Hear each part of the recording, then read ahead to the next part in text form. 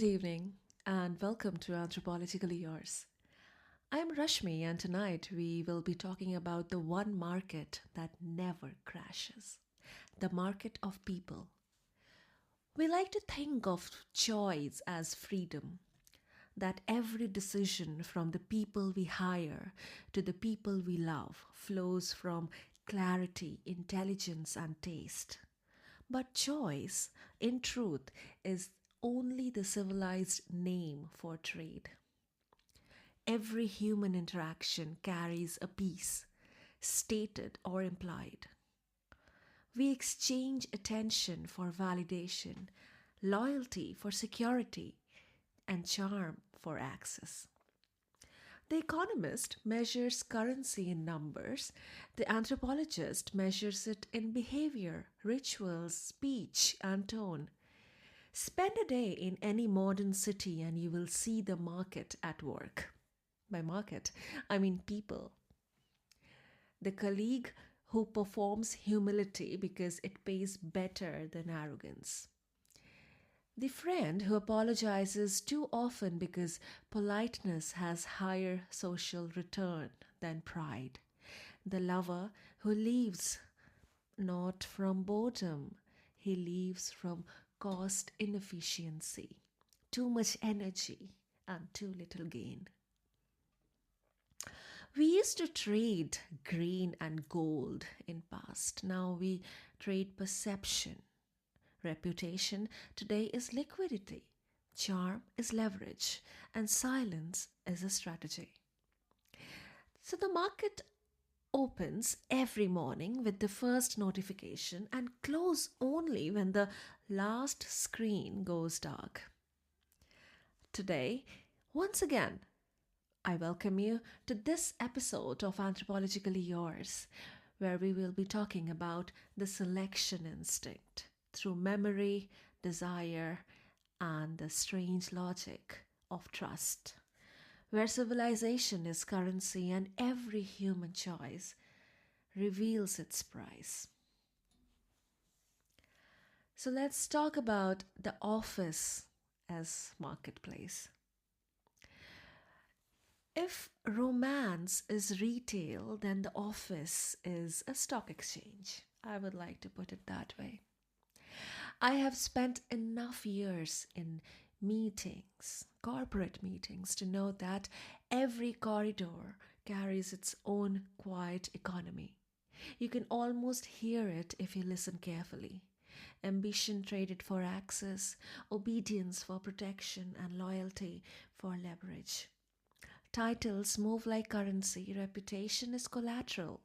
Everyone's portfolio is emotional. We like to tell ourselves that merit wins. Does it?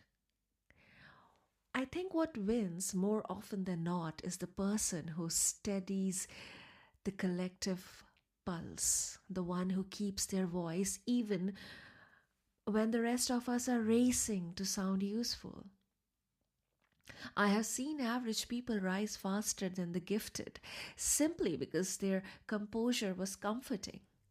Charisma, I would talk about it again. I have learned charisma lowers cortisol better than any competence. Confidence, even if it is borrowed, it regulates your environment, the people around you. But it does. I remember one performance review season in Delhi. The most brilliant man on the floor, a data scientist with an IQ that made the rest of us look like interns, lost a promotion to a colleague who smiled better under pressure. It was injustice, I would say, but it was simply biology. People invest in people who stabilize their own chemistry. The heart decides first, and the papers later agrees to it. Executives like to call it a good fit. I used to think that meant culture until I realized it really meant recognition. The primitive brain loves patterns. It trusts whenever and whatever feels familiar. We reward personalities that echo our own reassurance. Fit, or let's say the good fit, isn't cultural. It's a nostalgia, a biological or natural nostalgia. Power in the workplace is a kind of scarcity game. The rarest thing in all meeting is calm. The person who can stay still while everyone else performs urgency always, always ends up looking valuable. I have tried it. Sitting back while everyone around you in the meeting room unravels, speaking only when silence has started to sting. It's remarkable how authority collects around restraint. Stillness, a kind of wealth. Those who control their urgency appear abundant, and their time becomes the luxury everyone else wants to buy. There's nothing immoral about it. It's just the market behaving the way the mind does, optimizing for safety, not always chasing the truth. People don't follow competence. People like to follow whoever makes fear profitable to endure. Once you understand that, offices make more sense. The hierarchy is rigged, or maybe not, but it's all emotional. So now, when I see promotions that defy logic, I don't feel cynical at all. I just think somewhere someone made the environment, the people around them feel safe. And in the modern marketplace of people, that's the only currency that never loses its value. Let's talk about the diplomacy and the cinema of trust. The same instinct, scales rather beautifully into government. Politicians are chosen such as one might choose a brand of perfume by recognition, not always conviction. One does not buy a new scent every week. One buys the one that feels familiar, even if it's slightly out of fashion or out of budget. The same principle explains elections. Take the new mayor of New York. He sells a kind of swagger disguised as reform, a man who mistakes noise for leadership and believes arrogance to be authenticity. Yet the city loves him because he looks like what power used to look like: decisive, unbothered, a little reckless. London, on the other hand, still romancing with nostalgia, voting for men who sound as though they have come straight out of a college play but carry themselves as if they own the empire's coast. India, as ever, responds to confidence still spoken in English. America still adores certainty in a dark suit. We don't elect people anymore. We don't. We simply elect attitudes that make us feel historically comfortable. Just look around you and you'll get tons and tons of examples and anecdotes. I once attended a diplomatic dinner in Delhi where this show of trust was performed with the grace of ballet. The French envoy arrived late, as tradition demands. The American delegations arrived on time, all smiles, all teeth. The Russian representative was polite, distant, and suspicious of the wine. The Indian minister, ever the gracious host, toasted mutual cooperation in 5 different languages, none of which meant the same thing. Everyone laughed exactly on cue. The waiters moved like shadows, and I remember thinking this is not any negotiation that I have seen on a street shop. This is all a huge cinema right in front of me, a diplomatic cinema. Every movement was so measured, every silence was meaningful. Economists might call it soft power. Anthropologists would call it mimicry. Psychologists, with their diagrams and pulses, call it limbic mirroring, the quiet imitation that prevents primates from tearing one another apart. You see, when diplomats speak of special relationship, what they really mean is you understand me. That rare chemistry between nations that feels almost personal, familiar, soothing, occasionally deceitful. No treaty in history has survived on principle alone. They survive on recognition, on the small, wordless comfort that the other side will misbehave in a familiar way. And there, my friend, lies the grand secret of international trust. It isn't built on law or logic, it's built on the same frail miracle that binds two people at dinner when the music stops, a shared instinct of predictability, dressed up, as we call it, diplomacy. This brings me to talk about the nations as markets of faith. I have come to believe that democracy is just the most glamorous form of shopping. Voters, they like consumers, don't evaluate policy, they evaluate composure, they evaluate promises, they evaluate what sounds most familiar and reassuring. It's the same logic that drives every purchase decision. Are we buying what's best? No, we buy what's familiar, something that feels familiar, what flatters our anxiety. Watch any election. People don't read manifestos. They don't know what's going on in the policy papers. They're just scanning people's faces. The research proves it, but you don't need data to see it, do you?